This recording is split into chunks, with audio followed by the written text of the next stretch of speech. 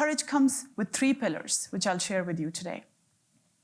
The first is having a bold vision. And by vision, I mean having a vision that you believe in so fiercely that it becomes a reality in your mind. And research shows, this is neuroscience, that when you believe in something to be true, your brain will automatically start seeing opportunities to make it happen. When I was in those early years of my marriage, there was no hope of ever being able to go to school. Ever. I was told pretty much, you're not going to go to school. Forget about it. Not just by him and his parents, but even by my own parents. But I would still stand in front of a mirror with a piece of paper rolled up in my hand looking like a degree, and I would practice my graduation speech. And I kept that dream alive because I knew that if I don't respect that dream, no one else will. And I started to see the opportunities to make it happen, looking for that independent learning center to be able to do my courses at home. One day, as I was with my mother-in-law at the grocery store, I was looking for ways to make money. And I was like, those days I was Googling how to make money at home. Don't try that. All the kind of shady stuff that comes up. Oh my goodness. So, yeah. But I bet all of you will go and try that because I told you not to. That's just human psychology. So one day as I was with my mother-in-law in the local No Frills, and we were coming out of the checkout counters. And in those days, we used to have those bulletin boards where people would put ads to who's selling their TV. And remember those strips that were cut out and you tear one off and you call that number? So I saw an ad there for babysitting services. And I was like, people can actually make money at home by watching other people's kids? I've got 2 kids, maybe I can do that. So I ended up putting my own flyers around the neighborhood, and Kijiji was just starting out, so I started putting ads up, and in a few months I was able to establish a home-based daycare. And that is what ultimately led me to save money for my education, for my university tuition. But I would not have been able to see what if the reason I saw that sign, the reason I saw that ad on the community bulletin board is because I was looking for it. I was believing in a vision to, yes, I am going to go to university. What do I need to do to get there? I need to make some money because I can't get OSAP and he's not going to pay for my tuition fee. So what do I need to do? And now I'm looking. Where are those opportunities? And then I saw it and I ran with it.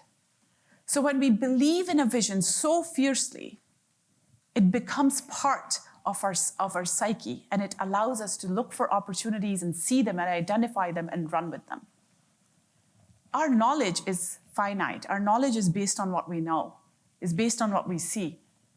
A vision is believing in something you don't see yet. So let's collectively cultivate a vision of a world where conversations like gender-based violence, gender pay gap, gender inequality are a thing of the past. Where hopefully in future generations, women will talk about, remember those women who used to talk about those things? We're standing on their shoulders. That's the vision we want to believe in. And believe in it so fiercely that we see it as reality and we start looking for the opportunities and running with the opportunities to make that come true. Now, just because our vision is clear does not mean that the path to getting there will be clear. There will be lots of obstacles, failures, naysayers, doubters, guilt, shame, setbacks, detours, policy changes that take us back to the dark ages, people and leaders of the world who are against everything that we stand for. There will be those things, because with progress comes resistance. That's just the nature of being human. Whenever you're pushing for progress, there will be resistance. Does that mean we stop? No. That means we push harder. But how do we do that when we are feeling demoralized, when we are feeling depleted, when we are feeling that no matter how hard I try, this is an uphill battle, when our children, our daughters are saying to us, am I going to have less rights than you? And it's painful, it's hurtful. You see the news every single day and you're like, what is happening? It's frustrating. And in those moments, it's even more important to be kind to ourselves, to allow ourselves to hold space for that pain, for that hurt, at the same time, push for progress. Maybe not right away. Take a day to cry if you need to. Limit the amount of media we're consuming, because sometimes it can be like this never-ending doom scrolling, and then we become more and more depleted, but we're not good for anybody else. So it's even more important to prioritize our well-being, to take care of ourselves, to take care of each other, to build a community that allows us to share our vulnerabilities and our pains and our fears, at the same time motivates and empowers us to get back up and keep being louder and keep being bolder. And the third thing to courageous action, perhaps the most important lesson of my life, is that courage and resilience is not an individual trait. It's collective. As human beings, we are highly interdependent on each other. We are the most social creature to ever exist. So when somebody sees us, it automatically makes us feel better, makes us feel motivated. There's a science behind it.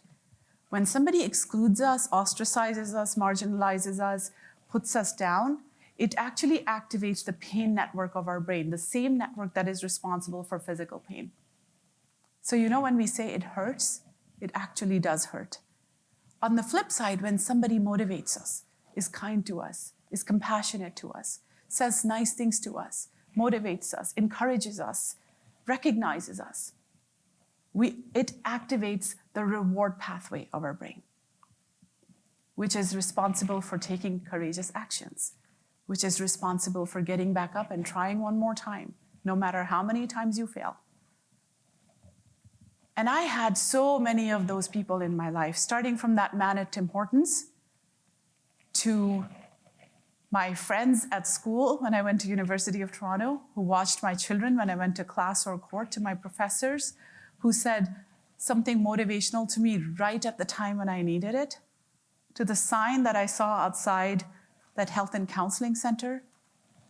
All those people, all those small moments of kindness are the reason why the girl who was never supposed to go to school, who was never supposed to become a doctor, who was never supposed to have a voice, is standing in front of you here today as an equal. And that is the power that we all have as human beings, that you have, to be able to support women, to see them as human beings, to ask them how they want to be supported instead of us just assuming what we should do for them, to help them regain their voices and their agency. When we say give people their voices, you don't need to give people anything. They already have a voice. We simply need to remove the barriers that are standing in the way of them using that voice. We simply need to remove the barriers that are standing in the way of progress. And that requires allyship. That requires men working in solidarity with women. That requires communities coming together for collective action. And it is those small actions, those small changes that create big, bold results down the road. So my invitation to all of you here today is to believe in your power to change the world. Because you have that power within you. You have the power to change your life. You have the power to change someone else's life. And when we all do that collectively, we have the power to change the world.